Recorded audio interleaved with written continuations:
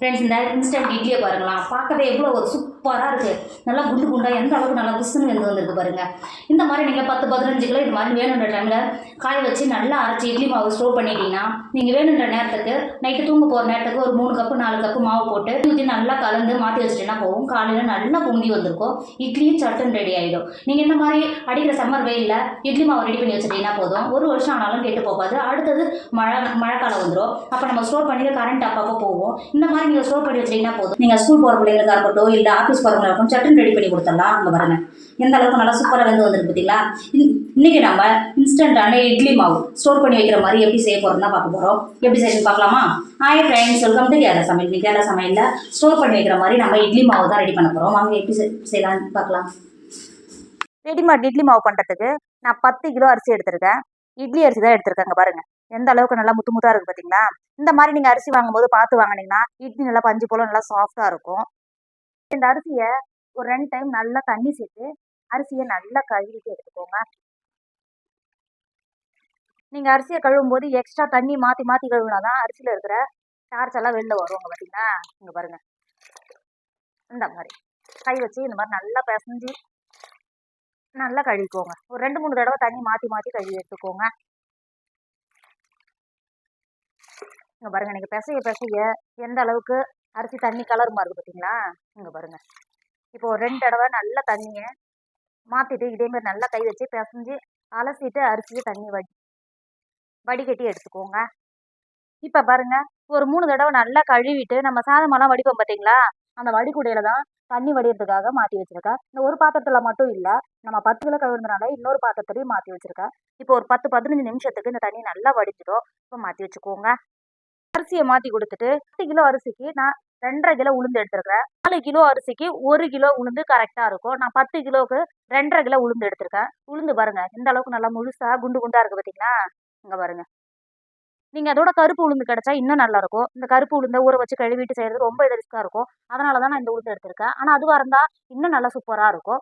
இப்போ இந்த உளுந்தை வேற ஒரு பாத்திரத்துக்கு மாற்றிக்கோங்க. இது ரொம்ப சின்னதாக இருக்குது. உளுந்து நம்ம ஃப்ரீ அலசினா மட்டும்தான் உளுந்தோட வாடை போய் நமக்கு நல்லா இருக்கும். மாற்றி கொடுத்துக்கோங்க. உளுந்து கழுவி எடுக்கிறதுக்கு இப்போ உளுந்துல தண்ணி சேர்த்துக்கோங்க. தண்ணி சேர்த்துட்டு கை வச்சு நல்லா உளுந்து அரிசி எப்படி கழுவுனீங்களோ அதே மாதிரி உளுந்து நல்லா கழுவிட்டு தண்ணியை வடிகட்டி எடுத்துக்கோங்க. நீங்கள் குறைஞ்சபட்சம் இது ஒரு 3-4 தடவையாவது தண்ணி மாற்றி நல்லா கழுவிட்டு எடுத்துக்கோங்க. இப்போ பாருங்க, உளுந்தை ஒரு 4 தடவை கழுவிட்டு தண்ணி நம்ம சாதமெல்லாம் வடிப்போம் பார்த்தீங்களா, அந்த வடிகுடையில தான் உளுந்தை தண்ணி வடிகிறதுக்காக மாற்றி வச்சிருக்கேன். இப்போ ஒரு 10 நிமிஷத்துக்கு உளுந்தை மாற்றி வச்சுக்கோங்க. நல்லா தண்ணி வடிஞ்சு வந்துடும். மாற்றி வச்சுக்கோங்க. இப்போ பாருங்க, ஒரு 15 நிமிஷம் ஆயிடுச்சு. இங்கே பாருங்க, அரிசி எந்த அளவுக்கு கையில் ஒட்டாமல் எந்த அளவுக்கு இருக்குது பார்த்தீங்களா. தண்ணி அந்த அளவுக்கு சட்டுன்னு வடிஞ்சிடும். அது மாதிரி தான் உளுந்தும். இங்கே பாருங்க, உளுந்தும் எந்த அளவுக்கு நல்லா காஞ்சிருக்கு பார்த்தீங்களா. இப்போ இதை காய வச்சிங்கன்னா அடிக்கிற வெயிலுக்கு ஒரே நாளில் நல்லாவே காஞ்சிரும். இங்கே பாருங்க, இப்போ இதை காய போடுறதுக்கு இது மாதிரி பிளாஸ்டிக் கவர் தான் எப்பயுமே வாங்கி வச்சிருப்பேன். இது மாதிரி வாங்கி வச்சுக்கினா வடகம் போடுறதுக்கு, அப்பளம் போடுறதுக்கு இதெல்லாம் எனக்கு யூஸ் ஆகும். இப்போ நம்ம கழுவி வெட்டணும் வந்திருக்கோம்ல, அரிசியை கவரில் சேர்த்து கொடுத்துக்கோங்க. சேர்த்துட்டு இந்த மாதிரி காய வச்சுக்கிட்டாவே நல்லா காஞ்சிடும். நல்லா கிண்டி கொடுத்துக்கோங்க. அரிசியை இந்த அளவுக்கு தேவை கொடுத்துட்டு பாக்கி இருக்கிற இடத்துலையும் நம்ம கழுவி வெட்டு வந்துருக்கோம்ல உளுந்து கவரில் சேர்த்துக்கோங்க. உளுந்தையும் இதே மாதிரி அழுவி கொடுத்துக்கோங்க. நீங்கள் காய போடும் போது உளுந்தும் அரிசியும் ஒன்றா சேர்க்காம காய போடணும். இப்போ இது நல்லா ஒரு நாளைக்கு நல்லா காய விடுங்க. இப்போ பாருங்க, நம்ம காய வச்ச அரிசி எந்த அளவுக்கு நல்லா காஞ்சி போயிருக்கு பார்த்தீங்களா. அங்கே பாருங்க, இப்போ வேற ஒரு பாத்திரத்துக்கு மாற்றிக்கோங்க. இப்போ பாருங்க, உளுந்தும் எந்த அளவுக்கு நல்லா காஞ்சிருக்கு பார்த்தீங்களா. குறைஞ்சபட்சம் உளுந்தும் அரிசியும் ஒரு 3 நாளைக்கு காயணும். அப்போ தான் நம்ம இட்லி மாவு அரைச்சி ஸ்டோர் பண்ணும்போது கெட்டு போகாமல் இருக்கும். இப்போ உளுந்தையும் வேற ஒரு பாத்திரத்துக்கு மாற்றிக்கோங்க. இப்போ பாருங்க, நல்லா காய வச்சு எடுத்துன்னு வந்துருக்குறேன். உளுந்துல நான் 750 கிராம் ஜவ்வரிசி எடுத்திருக்கேன். நல்லா மாவு ஜவ்வரிசி, பார்க்கவே எவ்வளோ வெள்ளை வெள்ளையாக இருக்குது பார்த்தீங்களா. இப்போ இந்த ஜவ்வரிசியும் நம்ம காய வச்சு எடுத்துன்னு வந்துருக்கோம்ல உளுந்தோட சேர்த்து கொடுத்துக்கோங்க.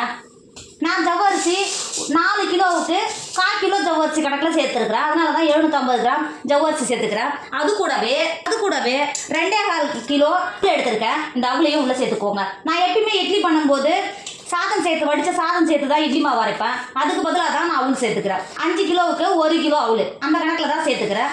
இப்போ அவுளை சேர்த்து கொடுத்துக்கோங்க. அவள் உளுந்து ஜவ்வரிசி எல்லாம் சேர்ந்து நல்லா கலந்துக்கோங்க. கலந்து இப்போ வேறு ஒரு கவருக்கு மாற்றிக்கோங்க. இப்போ இது நமக்கு இட்லி மாவு அரைக்கிறதுக்கு ரெடி ஆகிடுச்சு. அதனால் மாற்றி கொடுத்துக்கோங்க. நம்ம இட்லி அரிசியை நல்லா காய வச்சு எடுத்து வச்சுக்கோமில்ல, அரைக்கிறதுக்கு இப்போ கவரில் பேக் பண்ணிக்கோங்க. நீங்கள் எந்த பாத்திரத்தில் எடுத்துகிட்டு போகிறீங்களோ அந்த பாத்திரத்துக்கு மாற்றிக்கோங்க. இப்போ பாருங்க 10 கிலோ அரிசியை 5 கிலோ கவரில் பேக் பண்ணி வச்சுருக்கேன். உளுந்து ஜவ்வரிசி அவள் எல்லாத்தையும் தனியாக பேக் பண்ணியிருக்கேன். ஏன்னு கேட்டிங்கன்னா அரிசியை மட்டும் தனியாக அரைக்க போகிறோம். அதுவும் அவள் உளுந்து ஜவ்வரிசியெல்லாம் நம்ம தனியாக அரைக்க போகிறோம். தனியாக அரைச்சி தான் சேர்க்கணும். ஏன்னு எப்பயுமே இட்லிக்கு நல்லா நெய்ய பவுடராக அரைக்கக்கூடாது, கொஞ்சம் தறி போட அரைக்கணும். அதனால தான் அரிசி தனியாக வச்சுருக்கேன். உளுந்து ஜவ்வரிசியெல்லாம் சேர்த்து நல்லா பவுடராக அரைக்கணும். அதனால தான் ரெண்டுத்தையும் ஒன்றா சேர்த்து அரைச்சோம்னா அந்தளவுக்கு நமக்கு கிடைக்காது. நம்ம தனித்தனியாக அரைச்சோம்னா அது நமக்கு கிடைக்கும். அப்போ தான் இட்லி பண்ணும்போது நல்லா பஞ்சு போல் அந்தளவுக்கு சூப்பராக இருக்கும். இப்போ ரைஸ் மில்லுக்கு அரைக்கிறதுக்கு எடுத்துக்கோங்க. இப்போ பாருங்கள், நம்ம இட்லிக்கு அரிசி மாவும் உளுந்து மாவும் அரைச்சின்னு வந்துட்டோம். இப்போ நீங்கள் ஃபஸ்ட்டு பார்க்குறது அரிசி மாவை பார்த்துக்கோங்க. இங்கே பாருங்கள், அரிசி மாவு இந்த அளவுக்கு நரன்னு இருக்கும் பார்த்தீங்களா? அப்போ தான் இட்லி நல்லா சாஃப்டாக இருக்கும். இங்கே பாருங்கள். இப்போ வேறு ஒரு பாத்திரத்துக்கு மாற்றிக்கோங்க. இப்போ ஒரு பெரிய பாத்திரம் வச்சுக்கோங்க. நான் அரைச்சி எடுத்துன்னு வந்த அரிசி மாவை முதல்ல உள்ளே சேர்த்துக்கோங்க.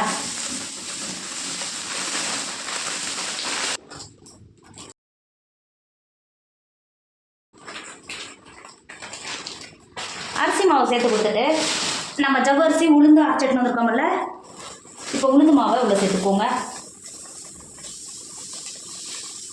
இப்போ இதில் வந்து அரிசி மாவு இருக்கு பாருங்க. அரிசி மாவு வந்து நல்லா நரன்னு இருக்கணும் இந்த மாதிரி. அதுவே உளுந்து மாவு பாருங்க எந்த அளவுக்கு நல்லா பவுடராக இருக்குது பாருங்க. இங்கே பார்த்தீங்களா? இங்கே பாருங்க. இப்போ உளுந்து மாவும் அரிசி மாவும் சேர்த்து கொடுத்துட்டு இந்த மாதிரி நல்லா பெரிய சைஸ் கரண்டியை வச்சு உளுந்து மாவும் அரிசி மாவும் சேர்ந்து வர மாதிரி கிண்டி கொடுத்துக்கோங்க.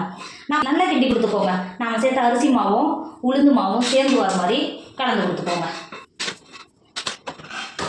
நான் 10 கிலோ அரைச்சிருக்கிறேன். 10 கிலோ ஏன்னு கேட்டிங்கன்னா எங்கள் ஓனரோட பொண்ணு கல்யாணத்துக்காக தான் 10 கிலோ அரைக்க சொன்னாங்க. அதனால தான் அரைச்சிருக்கிறேன்.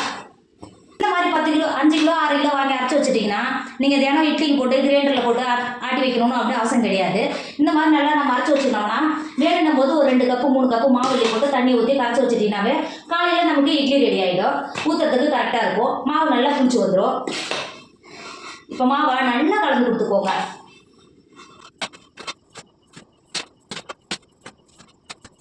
இப்போ பாருங்கள், மாவை எந்த அளவுக்கு நல்லா உளுந்து மாவும் அரிசி மாவும் நல்லா கலந்து எடுத்துட்டோம். அதே சமயம் நீங்கள் கரண்டி எடுத்தாலோ இல்லை பாத்திரம் எடுத்தாலோ நல்லா காஞ்சி போன தான் இருக்கணும். காஞ்சி போன பாத்திரமாக இருக்கணும். கொஞ்சம் கூட ஈரப்பதம் எதுவுமே இருக்கக்கூடாது. அப்போ தான் நம்ம ரொம்ப நாளைக்கு வச்சு ஸ்டோர் பண்ணி யூஸ் பண்ணுறதுக்கு கரெக்டாக இருக்கும். நீங்கள் ஈரப்பதம் இருந்ததுன்னா மாவு சட்டுன்னு கெட்டு போயிடும். அதனால தான் சொல்கிறேன். இப்போ நமக்கு மாவு ரெடி ஆகிடுச்சு. இந்த அளவுக்கு கலந்து எடுத்த மாவில் 250 கிராம் கப்பில் இப்போ ஒரு பவுல் வச்சுக்கோங்க. 250 கிராம் கப்பில் 3 கப்பு இட்லி மாவை சேர்த்து கொடுத்துக்கோங்க. சேர்த்து கொடுத்துட்டு இப்போ தண்ணி சேர்த்துக்கோங்க. ஃபஸ்ட்டு நீங்கள் எடுத்த உடனே தண்ணி சேர்க்காம கொஞ்சமாக தண்ணி சேர்த்துட்டு கை வச்சு நல்லா இது மாதிரி கலந்து கொடுத்துக்கோங்க. இந்த அளவுக்கு மாவு நல்லா கலந்து வைக்கும்போது தண்ணி உங்களுக்கு பத்தலைன்னா தண்ணி சேர்த்துக்கோங்க. ஒரு பிரச்சனையும் கிடையாது. தண்ணி சேர்த்துக்கோங்க. தண்ணி சேர்த்துட்டு இட்லி மாவு பதத்துக்கு இட்லி மாவை கரைச்சி எடுத்துக்கோங்க. இப்போ பாருங்கள், மாவு இட்லி மாவு குழச்சி எடுத்தது இந்த அளவுக்கு இருக்கணும். இந்த அளவுக்கு நல்லா கெட்டியாக இருந்தால் தான் நமக்கு இட்லி ஊற்ற முடியும். அளவுக்கு நல்லா கலந்து கொடுத்துட்டு 1 டேபிள் ஸ்பூன் உப்பு சேர்த்துக்கோங்க. உப்பு சேர்த்து மாவை நல்லா கலந்து கொடுத்துக்கோங்க. உப்பு சேர்த்து இந்த அளவுக்கு நல்லா கலந்து கொடுத்துட்டு மூடி ஓவர் நைட் மாற்றி வச்சுக்கோங்க. மாவு நல்லா புளிச்சு பொங்கி வரும். மாற்றி வச்சுக்கோங்க.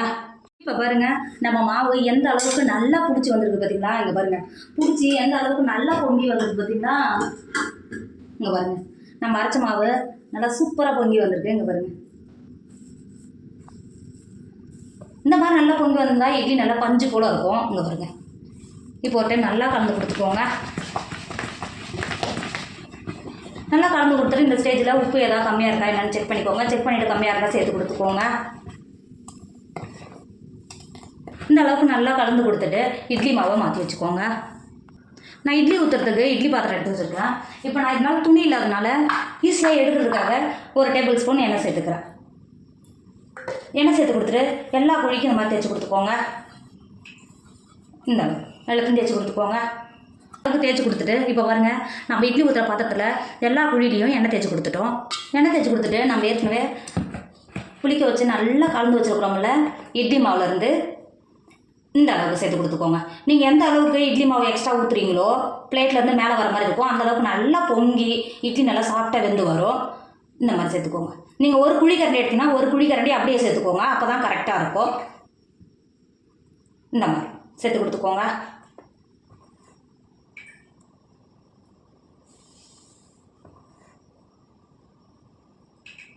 இந்த அளவுக்கு சேர்த்து கொடுத்துட்டு இட்லி ஊற்றுறதுக்கு இட்லி பாத்திரத்தில் தண்ணி வச்சு எந்த அளவுக்கு நல்லா கொதிக்க ஆரம்பிச்சிருச்சு பார்த்தீங்களா, நல்லா ஆவி வர ஆரம்பிச்சிருச்சு. இப்போ நம்ம இட்லி ஊற்றி வச்சுக்கோம்ல, இட்லி பிளேட்டை உள்ளே இறக்கி கொடுத்துக்கோங்க. இட்லி இறக்கி கொடுத்துட்டு ஹை ஃபில்லில் 7 நிமிஷமும் லோ ஃபில்லில் 3 நிமிஷமும் வச்சு இட்லியே வேக விடுங்க. பாருங்கள் ஒரு 10 நிமிஷம் ஆகிடுச்சு. இட்லி எந்த அளவுக்கு நல்லா வெந்து ஆவி வருது பார்த்தீங்களா, இங்கே பாருங்கள் எந்த அளவுக்கு நல்லா குண்டு குண்டாக நல்லா புஷ்ஷுன்னு பொந்தி எந்த அளவுக்கு சூப்பராக வெந்து வந்திருக்கு பாருங்கள். இப்போ இது வெளில எடுத்துக்கோங்க. வெளில எடுத்துகிட்டு ஒரு 5 நிமிஷத்துக்கு ஆற விடுங்க. பாருங்கள் ஒரு 5 நிமிஷம் ஆகிடுச்சு. எந்த அளவுக்கு இட்லி நல்லா புஷ்ஷுன்னு குண்டு குண்டாக பொங்கி நல்லா வெந்து வந்துருக்கு பார்த்தீங்களா. இந்த மாதிரி நீங்கள் இட்லி மாவு ஸ்டோர் பண்ணி வச்சுட்டீங்கன்னா உங்களுக்கு எப்போ தேவையோ ஒரு 2 கப்பு மாவு போட்டு கலந்து நைட்டு வச்சுட்டிங்கன்னா நாளை காலையில் நல்லா புளிச்சு பொங்கி வந்துடும். இந்த அளவுக்கு நல்லா சாஃப்டாக இட்லி சூப்பராக ரெடி ஆகிடும். நீங்கள் கண்டிப்பாக இந்த சம்மரில் இந்த மாதிரி இட்லி மாவு ரெடி பண்ணி வச்சுக்கோங்க. இன்ஸ்டண்ட்டான இட்லி மாவு ரெடி பண்ணி வச்சுட்டிங்கன்னா போதும். நமக்கு எப்போல்லாம் தேவையோ அப்போல்லாம் எடுத்து ஒரு 2 கப்பு போட்டு ஊற வச்சுட்டேன், காலையில் நம்ம இட்லி ரெடி ஆகிடும். நீங்கள் இந்த மாதிரி அரைச்சி ஸ்டோர் பண்ணிட்டீங்கன்னா 1 வருஷம் ஆனாலும் கெட்டு போகாது, ரொம்ப நாளைக்கு கெட்டு போகாமல் இருக்கும். நமக்கு வேலையும் சட்டன் முடிஞ்சிடும். கண்டிப்பாக நீங்களும் ட்ரை பண்ணுங்கள். என்னோட வீடியோ உங்களுக்கு பிடிச்சிருந்தா ஃப்ரெண்டு உங்கள் ஃபேமிலிக்கு ஷேர் பண்ணுங்கள். மறக்காம கேரளா சமையல் சப்ஸ்கிரைப் பண்ணிக்கோங்க. தேங்க்யூ.